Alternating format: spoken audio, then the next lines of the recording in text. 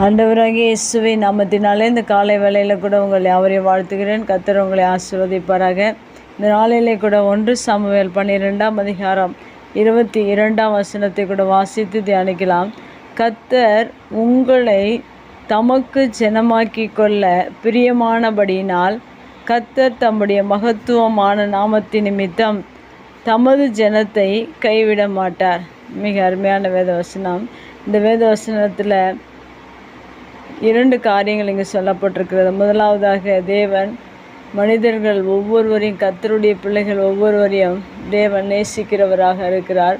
அடுத்ததாக, அவருடைய மகத்துவமான நாமம் நம்மை கைவிட மாட்டார் என்று சொல்லப்பட்டிருக்கிறது. இந்த 2 காரியங்களையும் தேவன் நமக்காக செய்து கொண்டிருக்கிறார் ஒவ்வொரு நாளிலும். ஏனென்றால் மனிதர்கள் ஒவ்வொருவரையும் தேவன் நேசிக்கிறார். அவருடைய கரத்தினால மனிதனை உருவாக்கி அவருடைய சுவாசத்தை கொடுத்ததுனால நம் மீது ஆண்டவர் அதிக பிரியமுள்ளவராக இருக்கிறார். அதை தான் இந்த வேத வசனத்தில் சாமுவேல் சொல்லியிருக்கிறார். நம் மீது எவ்வளவு பிரியமாக இருக்கிறார் என்பதை இங்கு சாமுவேல் தீர்க்கதரிசி சொல்லுகிறது நாம் வாசித்தோம். கர்த்தர் உங்களை தமக்கு ஜனமாக்கி கொள்ள பிரியமானபடியினால் என்று சொல்லப்பட்டிருக்கிறது.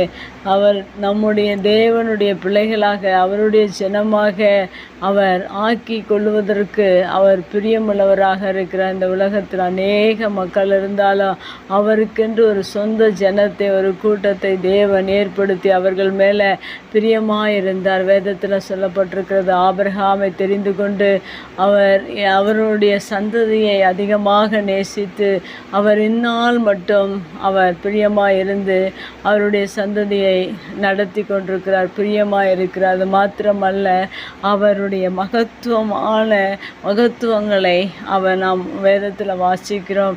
அன்று ஆபிரகாமை தெரிந்து கொண்டு எப்படியெல்லாம் தேவன் நடத்தினார், ஈசாக்கை எப்படி நடத்தினார், யாக்கோப்பை எப்படி நடத்தினார், இஸ்ரவேல் ஜனங்களை எப்படி நடத்தினார் என்பதை அவர் மகத்துவமான கரத்தினாலும் ஓங்கிய புயத்தினாலும் செங்கடலை பிளந்து வனாந்திரத்தில் அவர்களை நடத்தின விதம், இன்னும் மன்னாவை பொழிந்தது, அநேக அற்புதங்கள், அவருடைய மகத்துவங்களை வேதத்தில் நான் வாசிக்கும்போது மிகவும் ஆச்சரியமான அதிசயமான காரியங்களை தேவன் தம்முடைய ஜனங்களுக்காக அவர் செய்திருக்கிறார். ஏனென்றால் தம்முடைய ஜனத்தின் மேல் வைத்திருக்கிற பிரியத்தின் நிமித்தமாக ஆண்டவர் அப்படி செய்கிறார்.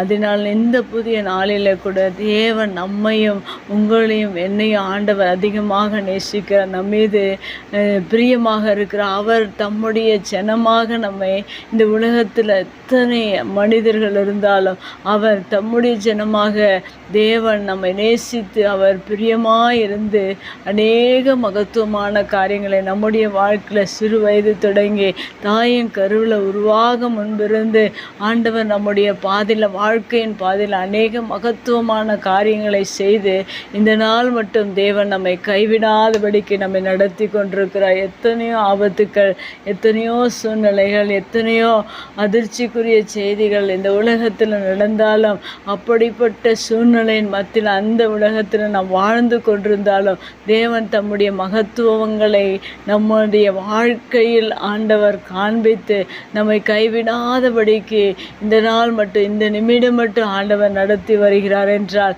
என்ன காரணம் என்றால், தேவன் நம் மீது அதிக பிரியமுள்ளவராக இருக்கார். தம்முடைய ஜனத்தின் மேலே பிரியமாக இருக்கிறபடியினால தான் தேவன் ஒவ்வொரு நாளும் நம்மை மகத்துவமாய் நடத்தி கொண்டிருக்கிறார், கைவிடாமல் நடத்தி கொண்டிருக்கிறார். ஒருவேளை அநேக வேதனையோடு கூட வாழ்ந்து என்னை நேசிக்க யாருமில்லை, என்னுடைய வாழ்க்கையில் அற்புதங்கள் இல்லை என்று வேதனையோடு கூட வாழ்ந்து கொண்டிருப்பீர்கள் என்றால், இந்த வேத வசனத்தை நீங்கள் விசுவாசித்து தேவன் என்மேல் பிரியமாக இருக்கிறார், என்னுடைய வாழ்க்கையில் அநேக மகத்துவமான காரியங்களை அவர் செய்ய வல்லவர் என்பதை நீங்கள் விசுவாசிங்க.